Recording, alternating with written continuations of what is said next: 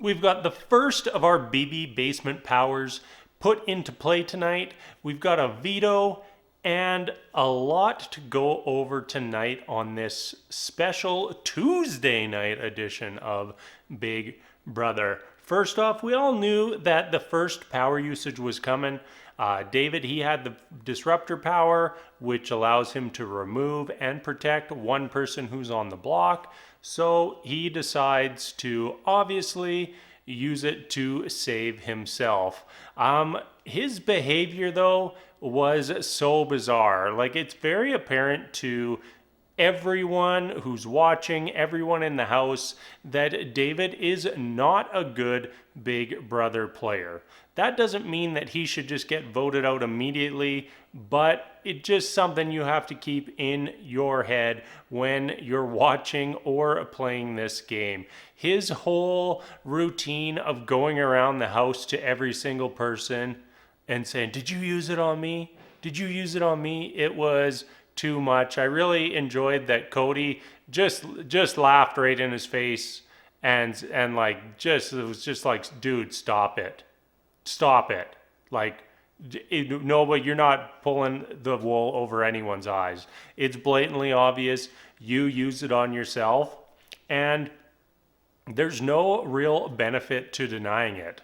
Like what benefit is he getting from saying that someone else used it on him? It doesn't get him anywhere. Even if it comes down to him being one of the final people in the game, like it being known that he won that power and used that power, that's a positive. Nobody's going to be mad at him for having a power and using it on himself. It just doesn't make any sense to me. And I got to a point where I was really hoping that someone was going to be like, "Yeah, man, I used the power.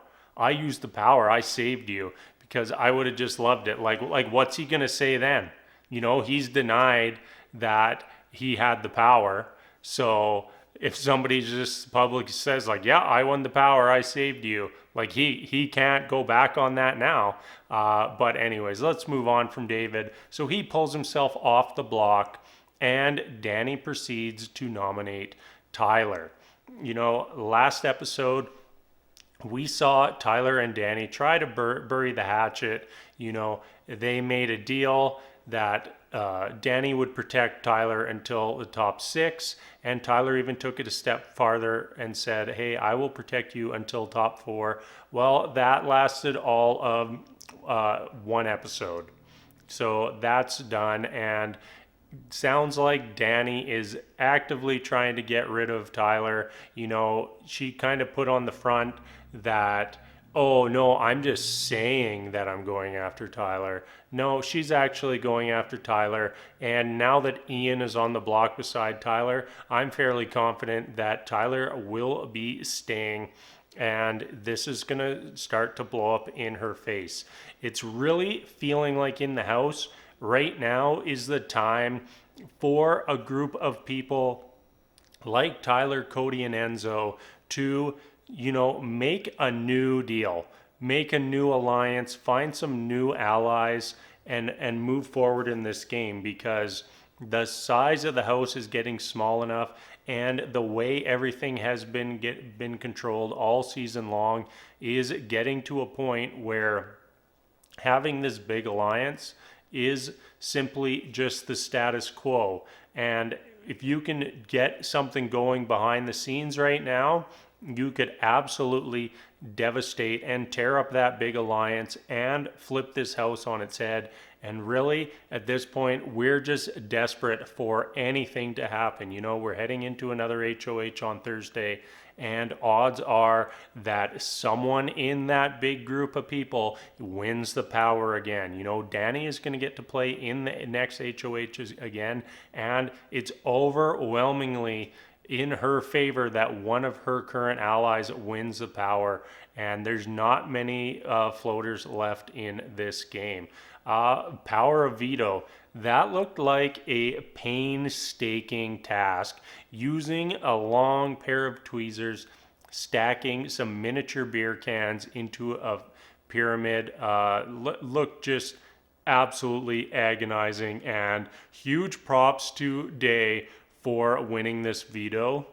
And also huge props to Day for doing what she wanted and not getting bullied by the HOH. You know, I've complained about it before, but you don't have to do what the HOH says. You know, the HOH controls the nominations, and that's it.